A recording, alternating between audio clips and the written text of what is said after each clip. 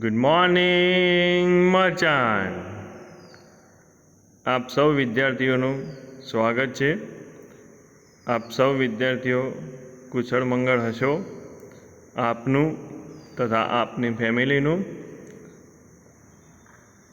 કોરોનાથી રક્ષણ કરો.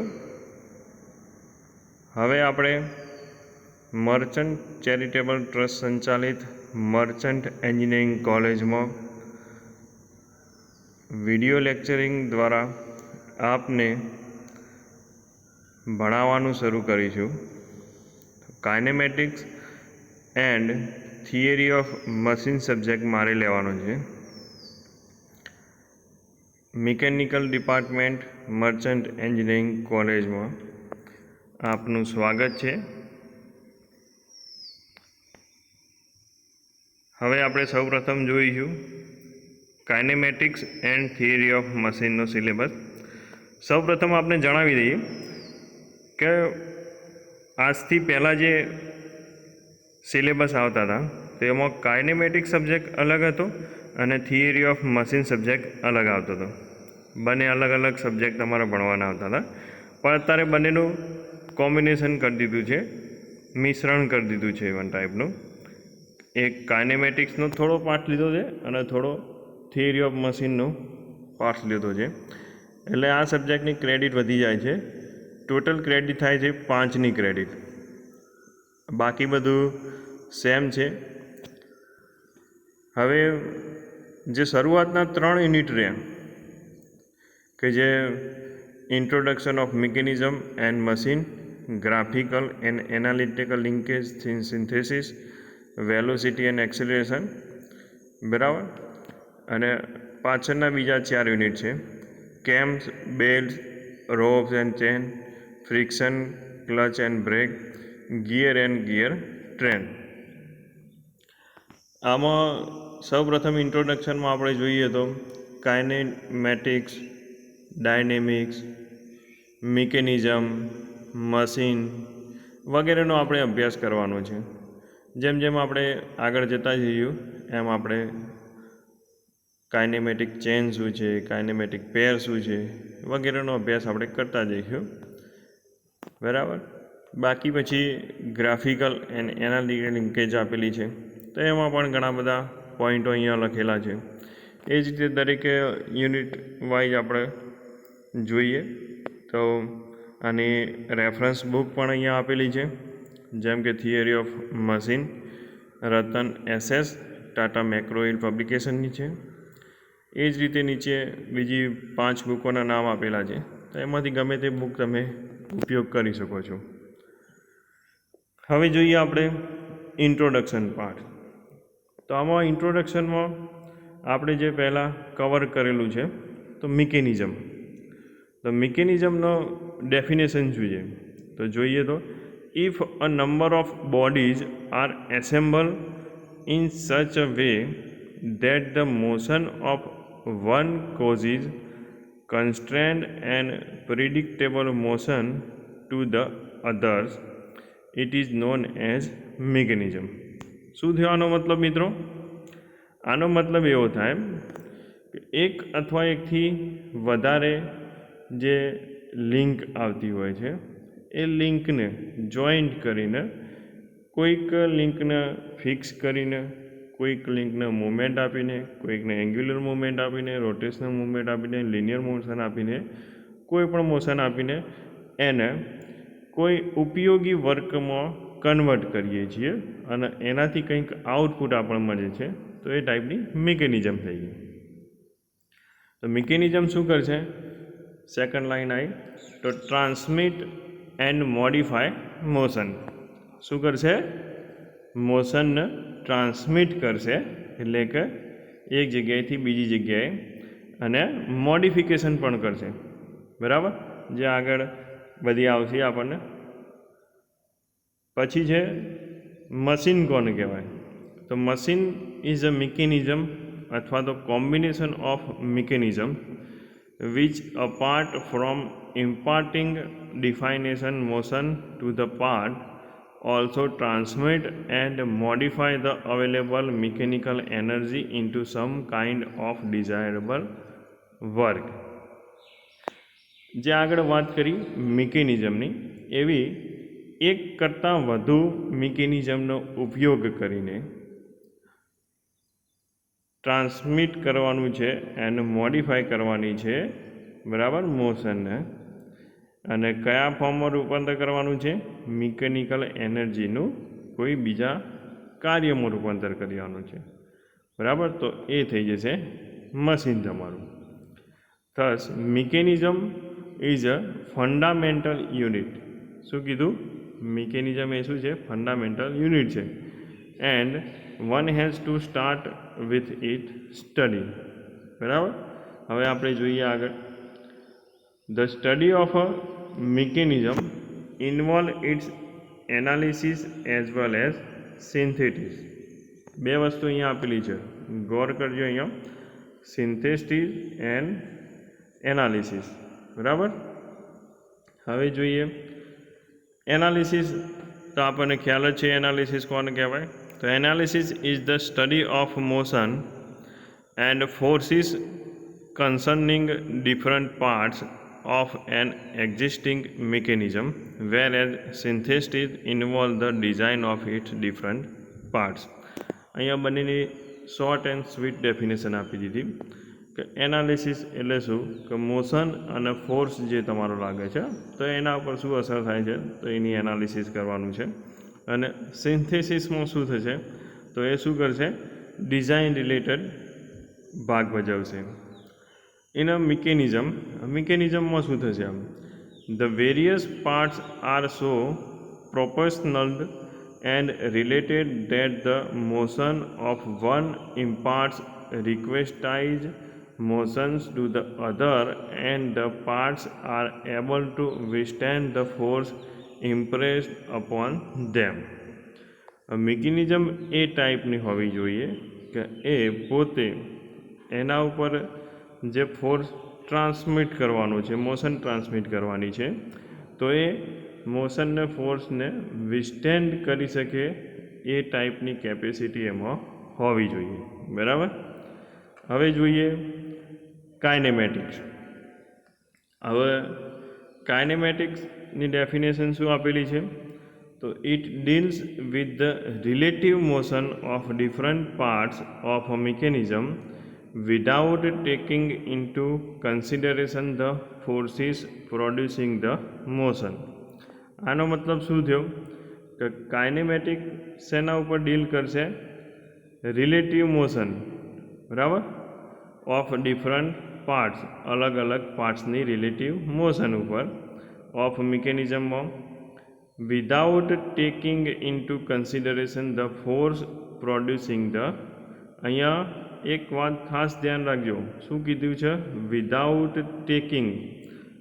આના મતલબ શું થાય કે આ વસ્તુને ધ્યાનમાં લીધા સિવાય. કઈ વસ્તુ?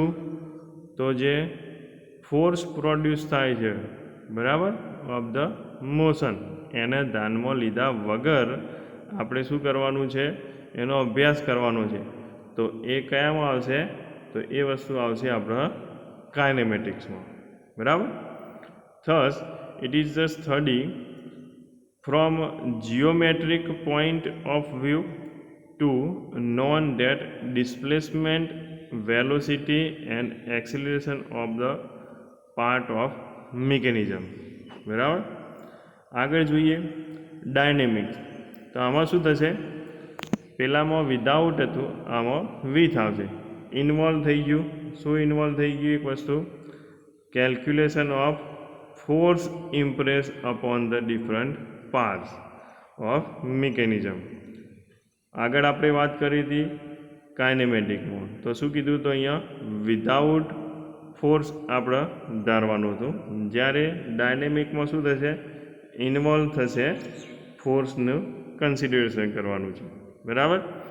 The force can be either static or dynamic. કયા પ્રકારના કીધા આપણને? બે.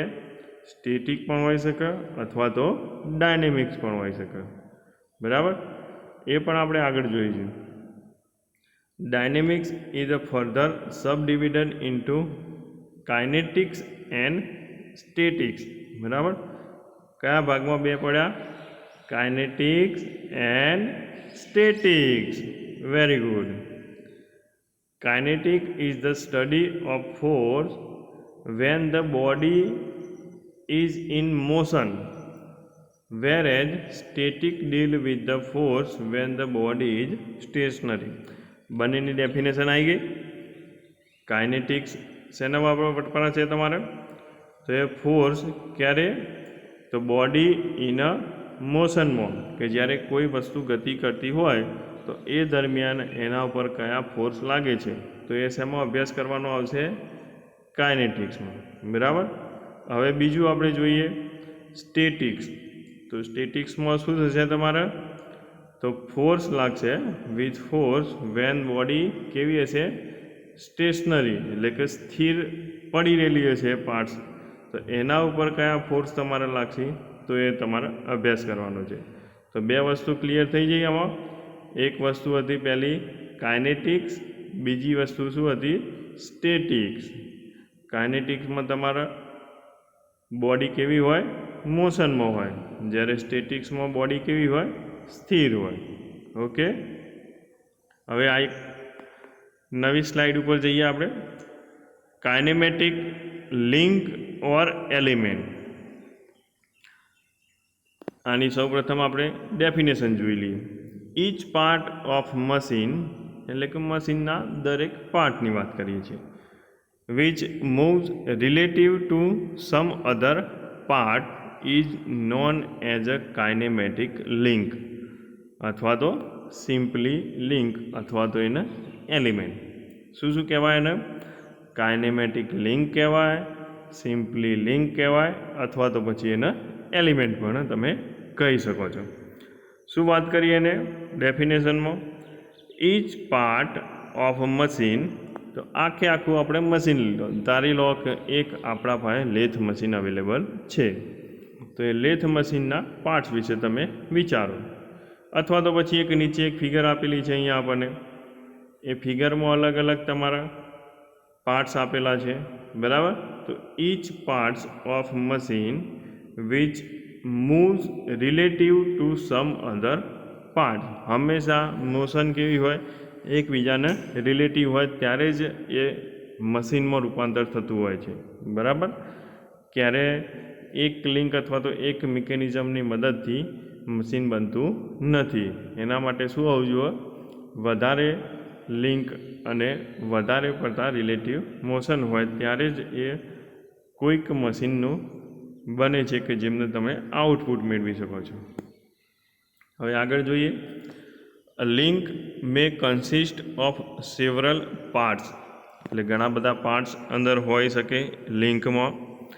Which are rigidly fastened together, rigidly fast કરેલી હોય. બરાબર, એટલે કે રિજિડલી જોઈન્ટ કરેલી હોય. So that they do not move relative to one another. બરાબર. જોઈએ એનું એક્ઝામ્પલ, કે જેથી કરીને વધારે આપણને આઈડિયા ક્લિયર થાય શું કહેવા માગે છે કાઇનેમેટિક લિંક અથવા તો એલિમેન્ટ. તો એક્ઝામ્પલ નીચે આપેલું છે, ફિગર જુઓ. In a reciprocating steam engine. કયું એક્ઝામ્પલ આપેલું છે? રેસિપ્રોકેટિંગ સ્ટીમ એન્જિન અહીંયા એક્ઝામ્પલ આપેલું છે. As so in a figure, ફિગરમાં બતાવ્યું છે એ પ્રમાણે શું અંદર પાર્ટ્સ આપેલા છે? તો એક પિસ્ટન આપેલું છે. ક્યાં છે? તો આ રહ્યો પિસ્ટન. પછી પિસ્ટન રોડ આપેલો છે, તો આ પિસ્ટન રોડ રહ્યો આપણો. એન્ડ ક્રોસ હેડ આપેલો છે. બરાબર, તો એ આ રહ્યો ક્રોસ હેડની વાત કરેલી છે. કોન્સ્ટિટ્યુટ ઓફ શું કીધેલું છે? One link. આ બધું મળીને શું થાય છે? Piston rod and cross head constitute one link. એ શું બનાવે છે? એક લિંક બનાવે છે. બીજું જોઈએ કનેક્ટિંગ રોડ. ક્યાં છે કનેક્ટિંગ રોડ? આ રહ્યો connecting road with big and small and. બરાબર, શું કીધેલું છે? Big and. તો આ બાજુ બિગ એન્ડ આપેલો છે અને આ બાજુ આપેલો છે સ્મોલ એન્ડ આપેલો છે. બરાબર, big and small and constitute a second link. તો એ કઈ લિંક બનાવી? બીજી લિંક બનાવી. બરાબર. હવે આગળ જોઈએ તો ક્રેન્ક આપેલી છે, તો આ રહી ક્રેન્ક આપણી. ક્રેન્ક શાફ્ટ કીધેલો છે, આ ક્રેન્ક શાફ્ટ. અને ફ્લાયવ્હીલ ઉપર ફ્લાયવ્હીલ બતાવેલું છે. બરાબર. અ થર્ડ લિંક, આ શું કરશે? ક્રેન્ક, ક્રેન્ક શાફ્ટ અને ફ્લાયવ્હીલ ત્રણેયનું કોમ્બિનેશન થઈને કઈ લિંક બની? ત્રીજી લિંક બની. એન્જિન ફ્રેમ, ક્યાં ગયું એન્જિન ફ્રેમ? આ રહ્યું. સિલિન્ડર, તો આ સિલિન્ડરવાળો ભાગ. And main bearing of fourth link. બરાબર. સિલિન્ડર કીધું, એન્જિન ફ્રેમ કીધી અને મેઇન બેરિંગ, આ ત્રણેય બનાવીને શું થશે? ચોથી લિંક બનશે. જોઈએ આગળ આપણે. તો 4 લિંકો બની ગઈ. બરાબર. તો આનાથી એક આખી શું થઈ ગયું? મશીન બની ગયું. આપણે શું હતું? વાત શેની ચાલતી હતી? કાઇનેમેટિક લિંક અથવા તો એલિમેન્ટની. તો કોને કહેવાય કાઇનેમેટિક લિંક અને કોને કહેવાય એલિમેન્ટ? તો એનો આપણે થોડો અભ્યાસ કર્યો. કયા પાર્ટ્સ ઉપર? તો રેસિપ્રોકેટિંગ સ્ટીમ એન્જિન ઉપર. બરાબર. હવે આપણે જોઈએ, ધીરે ધીરે આપણે સમજીએ કે બધું આપણે જે કથા કરી એ બધું શું કહેવા માગે છે. કે આગળ આપણે જોયું હતું કે રિજિડ લિંક હતી, તો એનો મતલબ શું કહેવાય? કોને રિજિડ લિંક કહેવાય, કોને ફ્લેક્સિબલ લિંક કહેવાય, કોને ફ્લુઇડ લિંક કહેવાય? તો એના માટે આપેલા છે types of link. Types of links 3 ટાઈપની આવે. તમને આગળ મેં જણાવી દીધું, રિજિડ લિંક, ફ્લેક્સિબલ લિંક અથવા તો ફ્લુઇડ લિંક. બરાબર. હવે ત્રણેયની ડેફિનેશન આપેલી છે અને ત્રણેયના એક્ઝામ્પલ આપેલા છે, અને નીચે જે ફિગરો બતાવેલી છે તો એ તમને વધારે આઈડિયા ક્લિયર થાય એના માટે આપેલી છે. પહેલી આપણે જોઈએ રિજિડ લિંક. શું કહે છે rigid link? A link which doesn't undergo any deformation while transmitting the motion. શું કીધું છે એને? ફરીથી જોઈએ. Link which doesn't undergo any deformation while transmitting the motion. Transmitting the મોશનનો મતલબ તમને ખ્યાલ આવી ગયો. બરાબર. હવે શું આમાં મેન ખાસ વસ્તુ ધ્યાન રાખવાની છે કે એની ડિફોર્મેશન, કોઈ પણ પ્રકારનું અંદર ડિફોર્મેશન થયા વગર. ડિફોર્મેશન એટલે શું? કે તમારા જે ફોર્મમાં તમે આપો છો એવું જ ફોર્મમાં તમારે રૂપાંતર થવું જોઈએ. બરાબર. હવે એનું એક્ઝામ્પલ જોઈએ આપણે. તો શું આપેલું છે? Piston and connecting road. આપણે આગળ જોયું હતું પિસ્ટન આવ્યું, બરાબર, અને કનેક્ટિંગ રોડ. બરાબર. પિસ્ટન અને કનેક્ટિંગ રોડ એનું એક્ઝામ્પલ આપણે જોયું હતું આગળ. આ બીજા 3 ભાગમાં ક્લાસિફાય થાય છે. કઈ? Rigid link. શેમાં થાય છે? બાઇનરી લિંક, ટર્નરી લિંક અથવા તો ક્વોટર્નરી લિંક. કેટલા ભાગમાં ક્લાસિફાય થાય છે? બાઇનરી લિંક, ટર્નરી લિંક અને ક્વોટર્નરી લિંક. હવે પહેલું જોઈએ આપણે બાઇનરી લિંક. તો બાઇનરી લિંક કોને કહેવાય? તો બાઇનરી લિંક એટલે શું? કે લિંક વિથ 2 નોડ્સ. જુઓ નીચે ફિગર આપેલી છે, આ રહી ફિગર. તો આમાં શું આપેલા છે? એક લિંક આપેલી છે. એ લિંકની બંને બાજુએ 2 હોલ આપેલા છે, નોડ આપેલા છે. તો આ લિંકને તમે જોઈન્ટ કરીને આનું કઈ જગ્યાએ ઉપયોગ થાય છે? તો જો બાજુમાં એક્ઝામ્પલ આપેલું છે સાયકલની ચેન. તો સાયકલની ચેનમાં આ રીતે પાર્ટ્સ હોય, એક એલિમેન્ટ હોય આ રીતે, જે આપણે બાઇનરી લિંકનો બતાવેલી છે. તો એને એકબીજા અંગત જોઈન્ટ કરતા જો અને જે રીતે રિક્વાયરમેન્ટ હોય તો એ રીતે રિક્વાયરમેન્ટ પ્રમાણે આખી ચેન તમારી ડેવલપ થાય છે. બરાબર. તો જેટલી લંબાઈની તમારે વધારે લાવવી હોય, ઘટાડવી હોય તો એ પ્રમાણે વધઘટ તમે કરી શકો છો બાઇનરી લિંકથી. અને એના પછી ટર્નરી લિંક. તો આમાં જે નોડ કેટલા હતા? બાઇનરી લિંકમાં 2 નોડ હતા, ઉપર એક અને એક નીચે. એ વસ્તુ ટર્નરીમાં શું થશે? 3 થઈ જશે। જો અહીંયા ત્રિકોણાકારવાળી એક ભાગ બતાવેલો છે, તો ઉપર એક ભાગ બતાવેલો છે, બીજો સાઈડમાં છે અને ત્રીજો આ બાજુ બતાવેલો, તો 3 જે ભાગ થયા, તો આના ઉપરથી આનું નામ પડ્યું ટર્નરી લિંક। બરાબર, ખ્યાલ આવી ગયો મિત્રો? હવે જોઈએ આપણે ક્વોટર્નરી લિંક। ક્વોટર્નરી લિંક એટલે શું આવી જુઓ?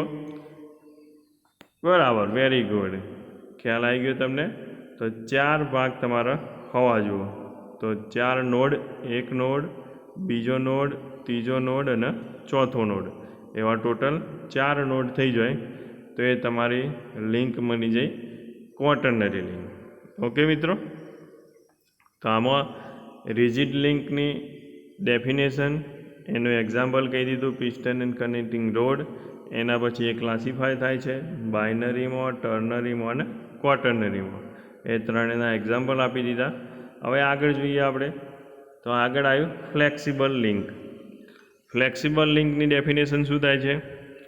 Link which are partly deformed while transmitting the motion such that it doesn't affect the transmission of motion। Example કયા આપેલા છે? Belt, rope, chain, drive. Belt, rope and chain drives, very good.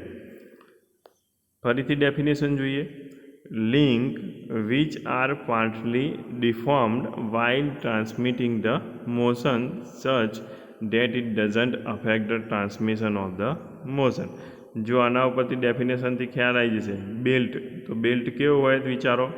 અહીંયા આપણે જોયું હતું તો આ લિંક સાયકલની, તો એ તમારી એક લિંક અને બીજું એલિમેન્ટ તમારે જે આવે લિંક, તો એ બંને જોઈન્ટ થતી વખત જે વચ્ચે અહીંયા જોઈન્ટ જે ભાગ થાય ત્યાંથી જ તમારું મૂવ થઈ શકે। જ્યારે અહીંયા શું વાત કરેલી છે? બેલ્ટની, તો અહીંયા બેલ્ટ આપેલો છે, તો બેલ્ટમાં કઈ રીતે કામ કરે છે? તો બેલ્ટમાં ગમે તે બાજુ તમારો મૂવમેન્ટ તમારી ટ્રાન્સમિટ કરી શકે, બરાબર? ગમે તે બાજુ ડિફોર્મ થઈ શકે, ગમે તે બાજુ વળી શકે, ગમે તેટલી મૂવમેન્ટ કરી શકે। તો આ વસ્તુ મેન ખાસ તમારી રાખવાની છે ધ્યાનમાં, કે ફ્લેક્સિબલ લિંક એટલે કે ફ્લેક્સિબલ હોય, એ ગમે તે રીતે ડિફોર્મ તમે કરી શકો છો। તો આ વસ્તુ થઈ જાય બેલ્ટની વાત, બરાબર? હવે આગળ બીજી રોપ। રોપ એટલે દોરડું આપણે કહીએ, તો તમે જોયેલું હશે કે ભાઈ પેલા સકરા ચાલુ કરવા માટે, જૂના જે ચકરા આવતા હતા, તો એને ચાલુ કરવા માટે એક દોરી ગોળ વીંટાળતા હતા અને પછી એક ડ્રાઈવર હતો એ ખેંચે જોરથી, તો એનાથી ચાલુ થતો હતો ચક્રો, તો એ રોપનું એક્ઝામ્પલ છે। ચેન ડ્રાઈવ તમારી, બરાબર? તો એ ચેન ડ્રાઈવ પણ અહીંયા એક્ઝામ્પલ આપેલું છે। 3 એક્ઝામ્પલ થઈ ગયા તમારા, belt, rope and chain drive. Chain drive તમે બાઇનરી લિંકમાં પણ ગણતરી લઈ શકો છો અને તમારે ફ્લેક્સિબલ લિંકમાં પણ ગણતરી લઈ શકો છો, બરાબર? હવે આગળ જોઈએ આપણે ફ્લુઇડ લિંક। તો ફ્લુઇડ લિંક શું છે? ડેફિનેશન સૌથી પ્રથમ જોઈએ આપણે, link which transmit the motion by fluid pressure as compression. આને એક્ઝામ્પલ કયા આપેલા છે? Hydraulic jack, automobile brake. એક સિમ્પલ આનું એક્ઝામ્પલ જોવું હોય તો આપણે બધાએ જ દેખેલું હશે જેસીબી, બરાબર? જેસીબી બધાએ દેખેલું। તો જે જેસીબી આવે છે, તો જેસીબી જે રીતે કામ કરે છે, તો એ શું કરે છે? હાઇડ્રોલિક જે ઓઇલ હોય છે, એ હાઇડ્રોલિક ઓઇલનો ઉપયોગ કરીને જે આગળનો ભાગ હોય છે, તો એમાંથી માટી ઉપાડીને તમારા મોશન તમે અલગ અલગ કરી શકો છો। એ માટી ઉપાડીને ખાડામાંથી લઈને પછી ટ્રેક્ટરમાં ભરવી હોય અથવા તો પછી કોઈ જગ્યાએ બીજી જગ્યાએ લઈ જવી હોય, તો એ તમારા ટ્રાન્સફર થાય છે। તો એ વસ્તુ શેનું એક્ઝામ્પલ થઈ ગયું? ફ્લુઇડ લિંકનું, બરાબર? આમાં જે એક્ઝામ્પલ આપેલા છે નીચે અહીંયા જુઓ, તમને એક બહુ મસ્તીન ફિગર બતાવેલી છે ઓટોમોબાઈલ બ્રેકની। તો આખી જે બ્રેક કઈ રીતે કામ કરે છે, ફ્લુઇડ બ્રેક, તો હાઇડ્રોલિક બ્રેક આપણે જે કહીએ છીએ એ હાઇડ્રોલિક બ્રેકની વાત છે। તો અહીંયાથી પેડલ તમે પ્રેસ કરો, એ પેડલ પ્રેસ કરો એટલે શું થશે? આના ઉપર ફ્લુઇડનું દબાણ આવશે। એ જે ફ્લુઇડનું દબાણ આવશે એટલે ફ્લુઇડ તમારું આ રીતે એક બાજુ અને બીજી બાજુ ડાયવર્ટ થઈ જશે અને અહીંયા તમારે શું લાગેલા છે? વ્હીલ લાગેલા છે, બરાબર, ટાયર જે હોય. તો એના પર ગતિને તમે રોકી શકો છો. એટલે આ બંને તમારી થઈ છે ફ્લુઇડ લિંક. હવે આપણે આગળ જોઈએ તો સ્ટ્રક્ચર એન્ડ મશીન બંનેની અલગ અલગ શું ડેફિનેશન છે? તો કોને સ્ટ્રક્ચર કહેવાય, કોને મશીન કહેવું? તો સ્ટ્રક્ચરની ડેફિનેશન આપેલી છે, it is an assemble of a number of resisting bodies having no relative motion between them and meant for carrying load having a straining action. Example ઉપરથી વધારે ક્લિયર થશે. શું કીધેલું છે example? Railway bridge, machine frame અને roof trust. રેલવેના bridge જે આવે તો રેલવેના બ્રિજ અથવા તો પછી આપણે હેવી ઇલેક્ટ્રિક લાઇનના જે કેબલ જતા હોય છે તો એનું જે સ્ટ્રક્ચર ઊભું કરેલું હોય છે એ પણ તમે સ્ટ્રક્ચરનું એક્ઝામ્પલ લઈ શકો છો. તો જે હેવી જે થોભલો હોય છે, લોખંડનો આખો સ્ટ્રક્ચર જે હોય, રેલવેનો બ્રિજ જે હોય છે, મશીનની જે ફ્રેમ હોય છે, રૂફ ટ્રસ જે હોય છે, તો આ બધા સ્ટ્રક્ચરના એક્ઝામ્પલ થયા. તો શું થવું જોઈએ સ્ટ્રક્ચરમાં? એસેમ્બલ થાય નંબર ઓફ રેઝિસ્ટિંગ બોડીને, બરાબર, દરેકે દરેક પાર્ટ્સ એસેમ્બલ થતા હોય, પણ મેન શું હોવું જોઈએ? નો રિલેટિવ મોશન. નો રિલેટિવ મોશન. શું વાત ધ્યાન રાખવાની? કે આમાં એકબીજા સાથે રિલેટિવ મોશન થતી નથી. ખાલી જોઈન્ટ થાય છે પણ રિલેટિવ મોશન કોઈ પ્રકારની થતી નથી. Between them and meant for the carrying load having the straining action. શું કરી શકે? લોડ કેરિંગ કરી શકે, બરાબર, પણ તમારે ખાસ ધ્યાન એ રાખવાનું, નો રિલેટિવ મોશન, બરાબર. તો આ વસ્તુ થઈ ગઈ સ્ટ્રક્ચર. હવે આવીએ આપણે બાજુમાં મશીનનું પર. તો મશીન શું છે? તો an assembled of part that transmit the force, motion and energy in a predetermined manner. શું કીધું? ખ્યાલ આવ્યો? Transmit the force, motion and energy in a predetermined manner. તો આનું એક્ઝામ્પલ જુઓ, નીચે શું આપેલું છે? સ્ટીમ એન્જિન, જે આપણે આગળ જોયું. હવે સ્ટીમ એન્જિનની વાત કરી હતી, બરાબર. એના પછી બીજું કયું એક્ઝામ્પલ આપેલું છે? લેથ મશીન, કે જે બધાએ ઉપયોગ કરેલું છે. મિલિંગ મશીનનો ઉપયોગ પણ તમે કરેલો છે, બરાબર. તો આમાં શું કરે?